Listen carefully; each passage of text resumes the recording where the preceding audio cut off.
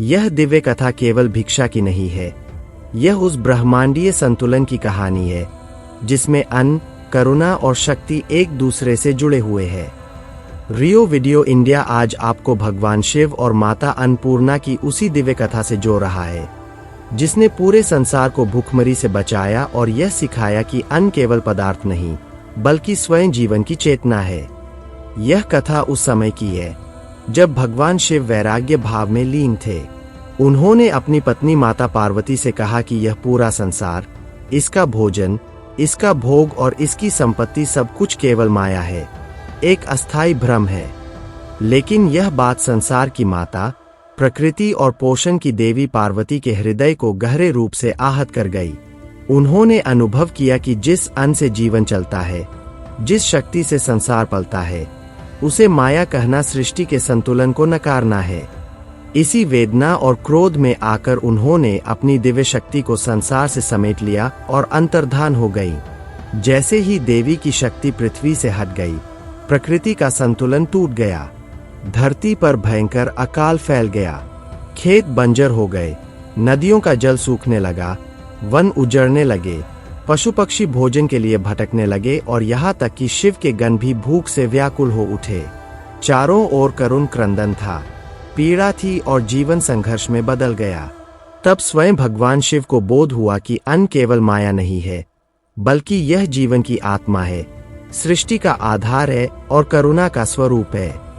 अपने भक्तों की पीड़ा देखकर शिव का हृदय द्रवित हो उठा। वे स्वयं भिक्षुक का रूप धारण कर भिक्षा पात्र लेकर पृथ्वी पर उतरे ताकि अपने भक्तों की भूख मिटा। भगवान शिव भिक्षुक के रूप में काशी पहुंचे और माता अन्नपूर्णा के द्वार पर भिक्षा मांगी। देवी अन्नपूर्णा ने करुणा और वात्सल्य से अपने स्वर्ण पात्र से शिव के कपाल में अन्न डाला। उस क्षण केवल भिक्षा नहीं दी गई, उस क्षण जीवन दिया गया, संसार को संजीवनी मिली। शिव ने उस दिव्य अन्न को लेकर समस्त पृथ्वी के जीवों में वितरित किया और देखते ही देखते संसार से भूखमरी का अंत हो गया। जीवन फिर से प्रवाहित होने लगा, खेत हरे होने लगे, नदियां बहने लगीं और सृष्टि पुनः संतुलन में आ गई। जिस स्थान पर माता अन्नपूर्णा ने स्वयं भगवान शिव को भिक्षा दी थी, वही पवित्र स्थान आज काशी विश्वनाथ मंदिर के समीप काशी अन्नपूर्णा मंदिर के रूप में प्रतिष्ठित है।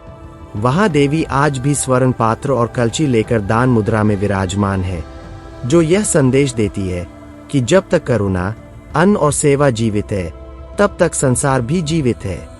यह कथा हमें यह सिखाती है कि भक्ति केवल पूजा नहीं है बल्कि सेवा है, दान है, करुणा है और जीवन के प्रति संवेदना है। अन्नपूर्णा केवल देवी नहीं बल्कि पोषण की चेतना है और शिव केवल वैरागी नहीं बल्कि करुणा के देव है। अगर आप भी माता अन्नपूर्णा और भगवान शिव के भक्त हैं, तो इस कथा को आगे साझा करें और श्रद्धा से कमेंट में जरूर लिखिए। जय माता अन्नपूर्णा, जय महादेव।